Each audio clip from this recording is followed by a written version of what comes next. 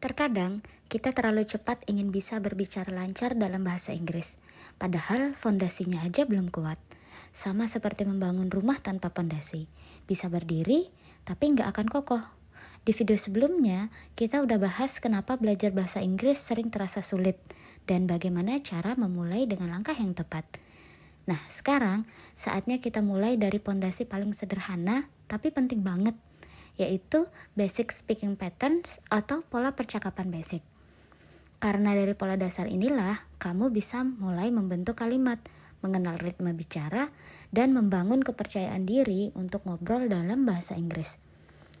Kita akan belajar dengan cara yang santai, step by step, jadi jangan khawatir, nggak akan bikin pusing seperti kuliah.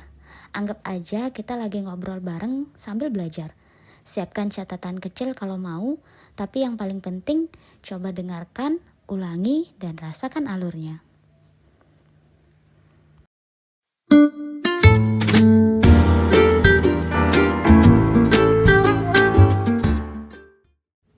Di video kali ini, kita akan belajar 3 hal penting yang jadi fondasi banget dalam komunikasi bahasa Inggris di rumah sakit, yaitu nomor, abjad, dan pola percakapan dasar.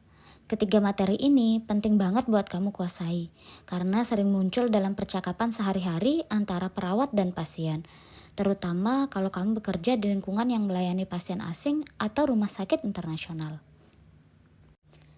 Kita mulai dari angka atau numbers. Kenapa penting? Karena dalam dunia kesehatan, angka muncul hampir setiap saat, mulai dari suhu tubuh, tekanan darah, nomor kamar, dosis obat, sampai jadwal kontrol pasien. Nah, pause dan catat atau capture bagian ini ya teman-teman. Jadikan catatan karena angka-angka ini sangat sering digunakan di dalam dunia medis. Jadi, angka-angka ini adalah angka dasar yang wajib banget teman-teman hafalkan. Kalian bisa hafalkan 1-10 angka setiap harinya agar terasa ringan. Sekarang, coba kita lihat contoh penggunaannya dalam percakapan medis. Misalnya, contoh pertama, your temperature is 38 degrees, yang artinya suhu tubuh Anda adalah 38 derajat Celcius. Contoh yang kedua, please go to room number 12, yang artinya silahkan ke kamar nomor 12. Dan yang contoh terakhir, take this medicine 3 times a day, yang artinya minum obat ini 3 kali sehari. Nah, contoh kalimat di atas adalah sebagian dari penggunaan numbers atau angka di dalam dunia medis. Teruslah ulangi dan hafalkan agar lidah kita terbiasa. Jangan malu-malu, walaupun salah, itu bagian dari belajar. Selain angka, huruf atau alfabet juga penting banget dikuasai, terutama saat kamu harus mengeja nama pasien atau menulis nama obat dengan tepat. Sebagai tenaga kesehatan, kadang kita harus mengeja nama pasien untuk memastikan nama pasien tidak salah penulisan. Karena kita tahu sendiri, nama pasien warga negara asing cenderung berbeda saat penulisan dengan pengucapannya. Selain itu, menguasai alfabet juga berguna untuk mencatat sesuatu dengan jelas agar tidak salah. Misalnya, ada pasien yang bilang, "My name is Robert." Lalu kita konfirmasi, "Can you spell your name please?" Pasiennya menjawab, "Robert." Nah, seperti contoh tadi, pengucapan dan ejaan nama pasien terdengar sangat berbeda. Oleh karena itu, menguasai alfabet bagi tenaga kesehatan sangatlah penting dan merupakan hal dasar yang harus dimiliki oleh setiap tenaga kesehatan. Ambil catatan lagi dan mulai praktekkan membaca huruf alfabet dalam bahasa Inggris. Sama seperti angka tadi, teman-teman bisa hafalkan cara pengucapan alfabet 10 huruf setiap harinya. Mulai dari A, B, C, dan seterusnya. Kalau kamu sudah terbiasa dengan ejaan ini, komunikasi akan lebih mudah. Jadi, tolong jangan skip bagian ini ya. Sekarang, kita masuk ke inti, yaitu pola percakapan dasar atau basic speaking patterns-nya. Nah, bagian ini ibarat blueprint dalam komunikasi kamu dengan pasien asing. Dengan memahami polanya, kamu bisa berbicara dengan lancar, sopan, dan profesional tanpa harus bingung menyusun kata-kata. Ada 5 pola dasar dalam percakapan. 1. Salam atau greeting. Yang kedua, perkenalan diri atau self-introduction. Yang ketiga, memberi rasa aman atau feel secure. Yang keempat, menjelaskan tindakan atau explain the procedure. Yang kelima, menutup percakapan dengan ramah atau closing. Mari kita bahas satu persatu dengan contohnya. Kita mulai dari bagian pertama, greeting alias salam. Dalam bahasa Inggris, ada banyak cara menyapa pasien dengan sopan dan hangat. Contohnya, good morning, how are you today? Atau kalau kamu ingin menyambut pasien baru, kamu bisa bilang, hello, welcome to the hospital. Atau kalau jaga siang, kamu bisa bilang, good afternoon sir, have you had lunch? Atau saat jaga malam, kamu bisa bilang, good evening, how are you tonight? Kuncinya, gunakan nada suara yang ramah, bukan datar. Karena intonation itu juga bagian dari komunikasi efektif. Semua pasien pasti akan merasa lebih nyaman kalau disambut dengan senyum dan nada yang hangat. Setelah menyapa, saatnya kita memperkenalkan diri. Beberapa contoh kalimat yang bisa kamu gunakan adalah yang pertama, hello, my name is Sarah.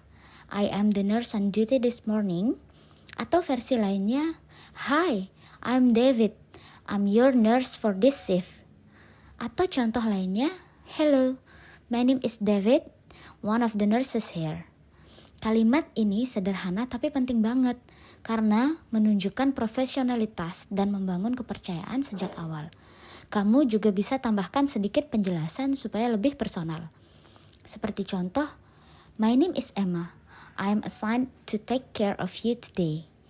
Coba latih kalimat ini sampai kamu bisa mengucapkannya dengan lancar dan natural. Gak perlu cepat-cepat, yang penting jelas dan percaya diri. Selanjutnya, langkah ketiga adalah membuat pasien merasa aman. Bagi pasien, apalagi yang baru pertama kali dirawat, bahasa Inggris yang lembut dan menenangkan sangatlah berarti. Beberapa contoh kalimatnya bisa seperti, don't worry, you are in a good hands. Atau, we are here to take care of you. Atau kamu juga bisa bilang, everything will be fine, we will help you. Atau yang paling sering digunakan, please relax, we will take good care of you. Ingat, nada dan ekspresi wajah kita juga penting ya. Kalimat sederhana seperti itu bisa sangat menenangkan pasien yang sedang cemas atau sedang merasa kesakitan. Lalu kita masuk ke bagian keempat. Bagian keempat adalah menjelaskan tindakan medis yang akan kita lakukan kepada pasien. Ini penting supaya pasien tahu tindakan apa yang akan dilakukan, bagaimana prosedurnya, dan bagaimana efek dari prosedurnya. Contohnya, I will check your blood pressure now. It might feel a little tight, but it won't hurt. Di sini kita menjelaskan kita akan mengecek tekanan darah pasien dan mungkin akan terasa sedikit ketat di tangannya tetapi tidak sakit. Lalu contoh lainnya, kita bisa bilang, we need to take a blood sample. You may feel a small pinch, but it will be quick. Di sini kita menjelaskan kita akan mengambil sampel darah dan mungkin dia akan merasakan sedikit seperti dicubit tetapi akan cepat selesai. Atau saat kita memasang infus, kita bilangnya, I will insert an IV line to give you fluids and medicine. You might feel a little discomfort at first. Di sini kita menjelaskan bahwa pemasangan infus itu mungkin membuat dia sedikit tidak nyaman pada awalnya. Nah, kunci dari bagian ini adalah empati. Gunakan kalimat yang sederhana dan tunjukkan bahwa kamu peduli dengan kenyamanan pasiennya. Dan yang terakhir, tahap kelima, yaitu closing, atau menutup percakapan dengan sopan dan hangat. Contohnya, take care and have a good rest. Atau kita bisa bilang, If you need anything, please press the call button. Dan yang paling umum digunakan adalah please get some rest, I'll be around if you need me. Nah, kalimat penutup seperti ini menunjukkan kepedulian dan membuat pasien merasa aman karena pasien tahu kalau kamu siap membantu. Nah, itu dia teman-teman, pola percakapan dasar dalam bahasa Inggris untuk tenaga kesehatan. Mulai dari greeting, perkenalan, memberi rasa aman, menjelaskan tindakan, sampai menutup percakapan dengan ramah. Kalau kamu kuasai pola ini, kamu udah selangkah lebih dekat untuk bisa berkomunikasi dengan percaya diri di rumah sakit ketika menghadapi pasien asing. Di video berikutnya, kita akan lanjut pelan-pelan belajar grammar dasar, yaitu simple present tense, biar kamu makin lancar membuat kalimat sendiri tanpa harus menghafal.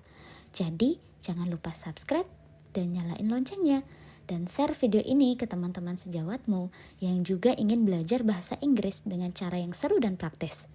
Terima kasih sudah belajar bareng hari ini. See you in the next video and keep learning with joy.